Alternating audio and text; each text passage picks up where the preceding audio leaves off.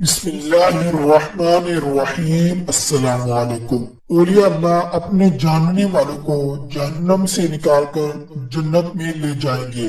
رسول اللہ صلی اللہ علیہ وآلہ وسلم نے فرمایا، مومن اس روز قیامت میں اللہ تعالیٰ سے مطالبہ کریں گے اور جو وہ دیکھیں گے کہ ہم نجات پا گئے تو اپنے بھائیوں کے متعلق عرض کریں گے، اے رب ہمارے یہ بھائی ہیں، ہمارے ساتھ نماز پڑھتے تھے، ہمارے ساتھ روزے رکھتے تھے اور ہمارے ساتھ عمل کیا کرتے تھے۔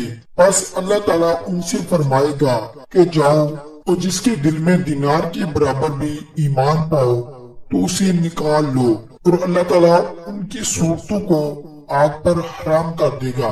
پس وہ ان کے پاس آئیں گے جبکہ بعض قدموں تک اور بعض پنڈلیوں تک آگ میں ڈوبے ہوں گے، چنانچہ جن کو وہ پہچانیں گے انہیں نکال لیں گے، پھر واپس لوٹیں گے تو اللہ تعالیٰ فرمائے گا جس کے دل میں نصف دینار کے برابر بھی ایمان پاؤ اسے نکالو۔